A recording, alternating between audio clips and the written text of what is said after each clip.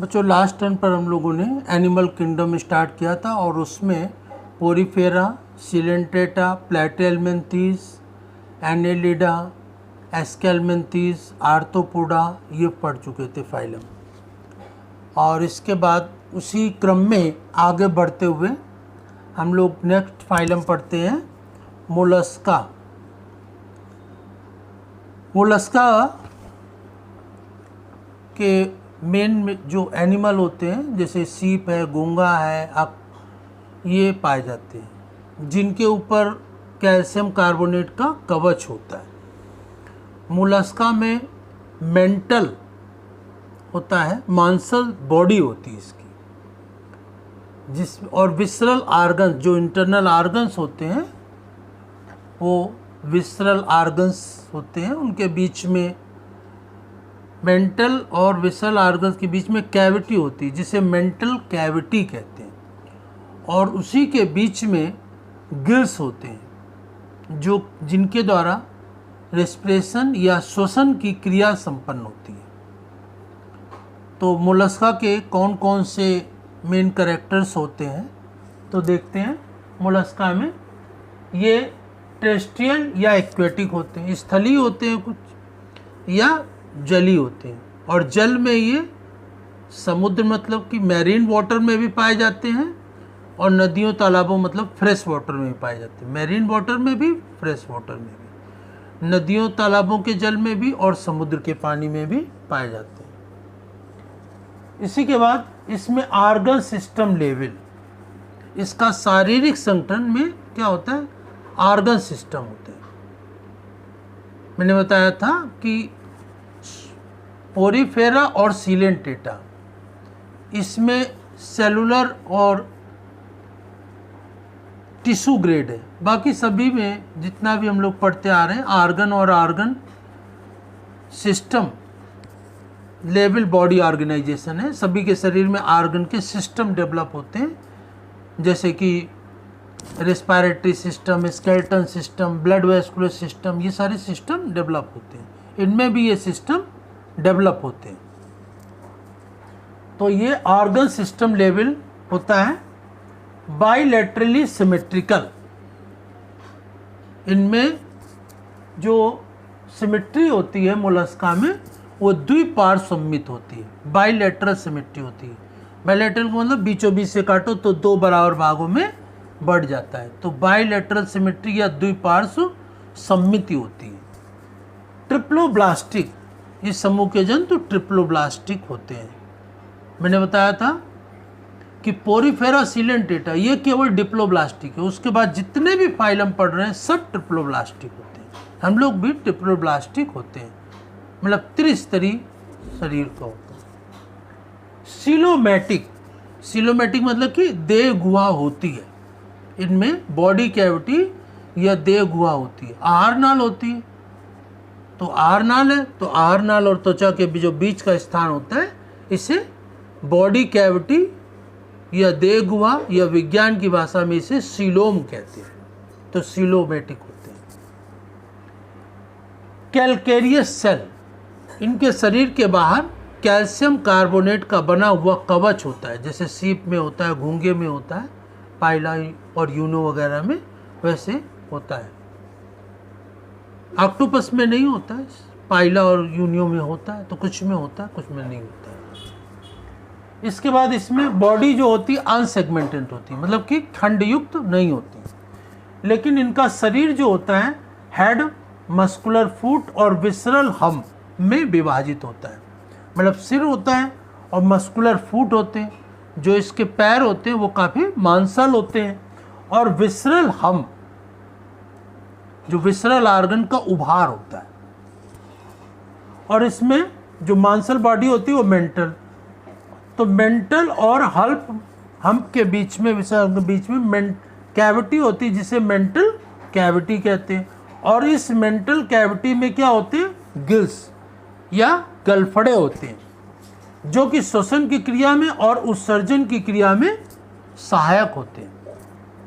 Sensory tentacles भी उसमें होते हैं, टेंटिकल्स या स्पर्शक, संवेदनशील स्पर्शक होते हैं। सेंसरी टेंटिकल्स का मतलब संवेदनशील स्पर्शक होते हैं जिनके द्वारा इनको बाहरी वातावरण की जानकारी प्राप्त होती है। इसमें रेडुला होता है। रेडुला एक विशेष प्रकार का अंग है। रेडुला एक बहुत ही विशेष प्रकार का अंग होता है। रेडुला केवल मोलस्का में ही पाया जाता है। रेडुला एक आरी के समान, जिसे लकड़ी काटी जाती है, आरी के समान संरचना होती है जो इसमें होती है रेडुला, और उसके द्वारा ये भोजन को काटने का काम करता है।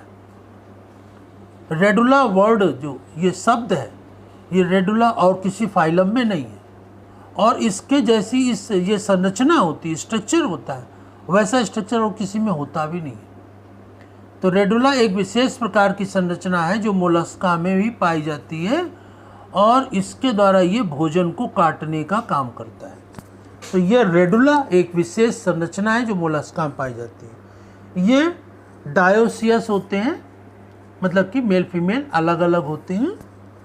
ओविपेरस अंडे देते हैं, और इसमें इनडायरेक्ट डेवलपमेंट होता है। इनडायरेक्ट डेवलपमेंट मतलब कि इसके एम्ब्रियोनिक डेवलपमेंट या भ्रूणीय विकास में लार्वा अवस्था होती है। जैसे मेढक के टैडपोल लार्वा होता है तो वो भी इनडायरेक्ट डेवलपमेंट है, तो इसमें भी इनडायरेक्ट डेवलपमेंट होता है। इसके एग्जाम्पल क्या होते हैं? पाइला, यूनियो, ऑक्टोपस, ये इसके एग्जाम्पल हैं। पाइला, यूनियो, पाइला को घोंगा कहते हैं हिंदी में, यूनियो को सीप कहते हैं, और ऑक्टोपस जिसकी 8 भुजाएं होती है, इसका भी नाम सुना होगा। ऑक्टोपस को डेवियल फिश कहते हैं, दैत्याकार मछली, बहुत ही घातक होती है। इसमें 8 स्पर्श भुजाएं निकली होती हैं और उसमें बहुत बड़े बड़े चूसक होते हैं, तो ये ऑक्टोपस होती है। तो इस प्रकार से ये मोलस्का के लक्षण हुए। इसी प्रकार से आगे पढ़ते हैं। इसमें इकाइनोडर्मेटा में कौन कौन से लक्षण होते हैं? तो इकाइनोडर्मेटा में क्या होता है? Endoskeleton of calcareous ossicles. तो इसका जो अंतः कंकाल होता है वो कैलकेरियस होता है, कैलकेरियस ऑसिकल्स होते हैं, मतलब कि इसकी जो त्वचा होती है उसमें कांटे के समान संरचनाएं होती हैं। इकाइनो मीन्स होता है कांटे, थॉर्न, और डर्मेटा माने त्वचा, मतलब त्वचा में कांटे समान संरचनाएं होती हैं, इसीलिए इसको क्या कहते हैं? इकाइनोडर्मेटा कहते हैं। इस संघ का नाम इकाइनोडर्मेटा रखा गया। तो इसमें एंडोस्केलेटन कैलकेरियस ऑसिकल, वही त्वचा में कांटे के समान संरचनाएं होती हैं। ऑल मैरीन, सभी समुद्री होते हैं। ऑर्गन सिस्टम लेवल, तो इसके शरीर का संगठन में अंग तंत्र होते हैं। ऑर्गन सिस्टम मतलब अंग तंत्रों का विकास होता है, जैसे कि हम लोगों में श्वसन तंत्र, पोषण तंत्र, उत्सर्जन तंत्र, कंकाल तंत्र, respiratory system, skeleton system, blood vascular system, तो ये सिस्टम डेवलप होते हैं। रेडियली सिमेट्रिकल, इसमें अरीय सममिति होती है, गोलाई से 2 बराबर भागों में बंटता है, अरीय सममिति। रेडियल सिमेट्री मतलब अरीय सममिति होती है।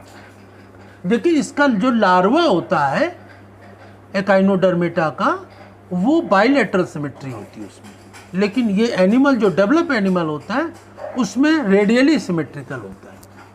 शरीर ट्रिप्लोब्लास्टिक होता है, मतलब त्रिस्तरीय होता है। सभी में ट्रिप्लोब्लास्टिक है, केवल पोरीफेरा और सिलेंटेटा डिप्लोब्लास्टिक, बाकी इसके अलावा सब ट्रिप्लोब्लास्टिक, कॉमन कैरेक्टर।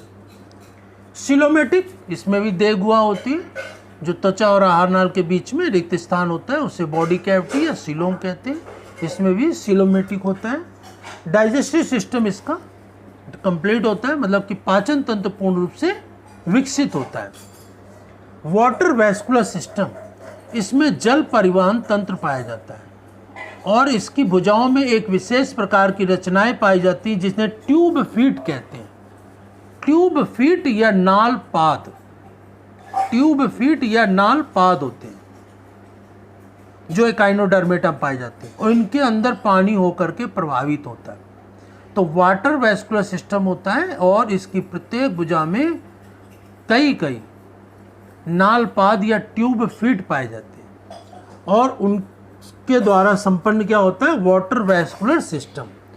और इसमें नालपात या ट्यूब फीट के द्वारा जो वाटर वैस्कुलर सिस्टम होता है, तो इसके द्वारा क्या होता है, लोकोमोशन मतलब गति की क्रिया भी होती है, फूड को पकड़ने की प्रक्रिया भी होती है, भोजन का ट्रांसपोर्ट ऑफ फूड, भोजन का परिवहन भी होता है, श्वसन भी होता है।